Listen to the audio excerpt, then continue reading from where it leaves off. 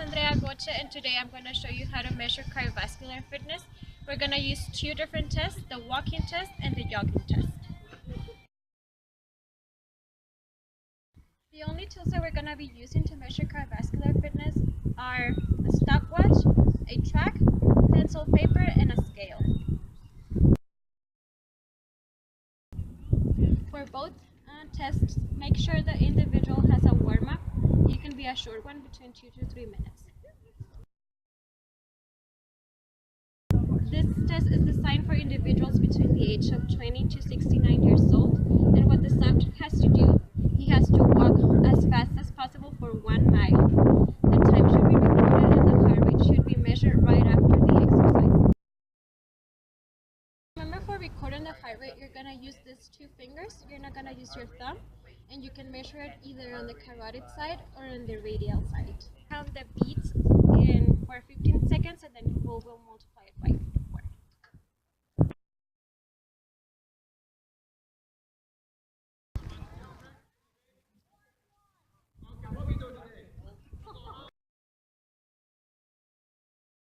For the jogging test, the individual should be jogging for 1 mile at a moderate, comfortable pace, and this test was designed for individuals between the age of 18 and 29 years old.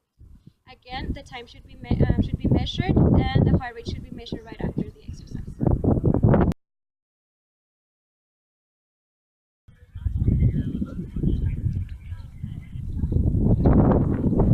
At the end of the exercises, we're going to use the numbers that we got to calculate VO2 max, and the formulas to do this are going to be shown at the end of this video. Thank you.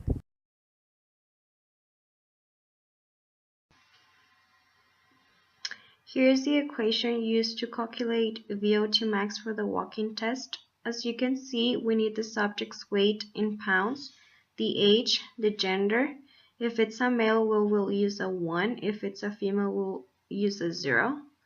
The time required to walk the mile, and the post-exercise heart rate.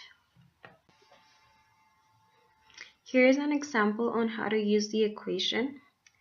Let's pretend that our client is 21 years old.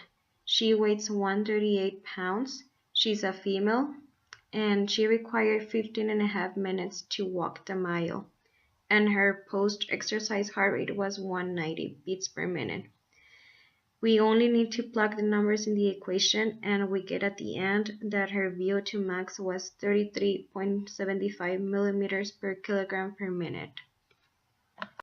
Here's the equation used to calculate VO2 max from the 1 mile steady state jog. As you can see, we need the subject's body weight but in kilograms. We also need the time used to jog the mile, the post-exercise heart rate, and the gender of the subject. Here's an example on how to use the equation for the jogging test. In this case, our client weighs 138 pounds, which is the same as 62.59 kilograms. She's a female, and it took her 10 minutes and 20 seconds to jog the mile. Her heart rate was 194 beats per minute at the end of the test. So what we're going to do next, we're going to plug the number on the equation. Make sure that when you plug in time, you use the 20 seconds as a fraction, so it's going to be 0.33. And that since she is a female, we're going to use a 0 at the end. We got that her VO2 max was equal to 38.00 millimeters per kilogram per minute.